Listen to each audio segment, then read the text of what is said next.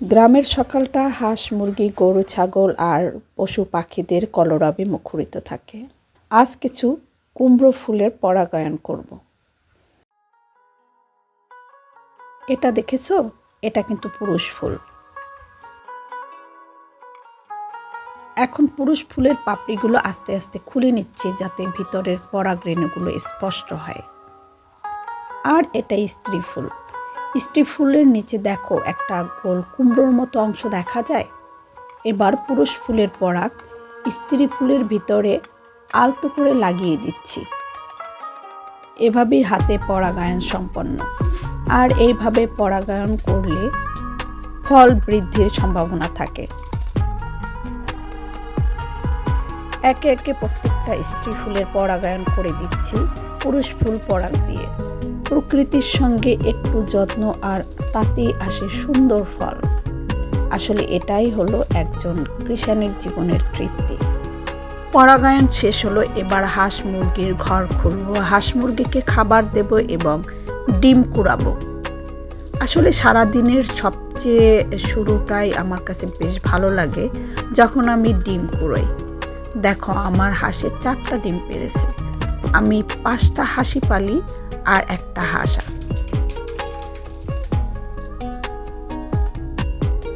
এগুলো আমার colour bird মুরগি। আমি কালার বার্ড মুরগিগুলোকে আলাদা রাখার চেষ্টা করি। হাঁস এবং মুরগিগুলোকে আলাদা রাখতেই আমার কাছে বেশি ভালো লাগে।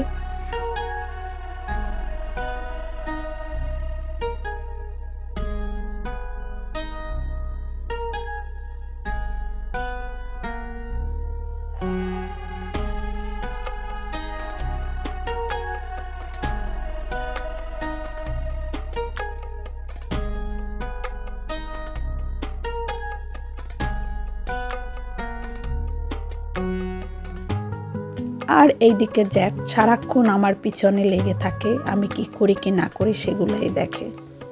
ডিমগুলো ধুয়ে পরিষ্কার করে রাখা হচ্ছে। আসলে প্রতিদিনের ডিম আমরা প্রতিদিনই ধুয়ে পরিষ্কার করে রাখি, এটা না রাখতে পারলে ভালো লাগে না। আর এইদিকে দেখো আমার কিচেন গার্ডেনিং, তোমাদের সাথে আরও একটি ভিডিও শেয়ার করছিলাম যাতে দেখানো হয়েছে কিভাবে আমি রান্নার সময় আলুর উচ্ছিষ্ট অংশগুলো থেকেই আমি কিচেন গার্ডেনিং শুরু করেছিলাম। আর এখন দেখো তার পরিণতি।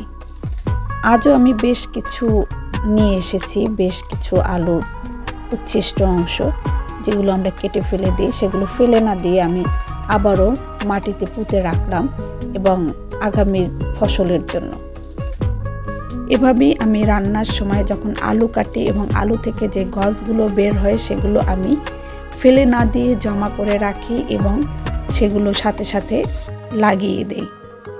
এইভাবেই শুরু হয় আমার কিচেন হারভেস্ট, আমার ছোট্ট কিচেন গার্ডেনিং, যা একদিন ছিল রান্নাঘরের উচ্ছিষ্ট, আজ সেটাই পেল মাটিতে নতুন জীবন। মাটিতে পুঁতে দিয়ে আমি খড় দিয়ে ঢেকে রাখি যাতে শীতল থাকে এবং ময়েস্ট থাকে এবং এগুলো ভালোভাবে বেড়ে উঠতে পারে, রোদ থেকে, প্রখর রোদ থেকে বেঁচে যেতে পারে। সবাই ভালো থাকবেন, ভালো লাগলে লাইক করবেন, কমেন্ট করবেন, শেয়ার করবেন এবং সাবস্ক্রাইব করে পাশে থাকবেন প্লিজ।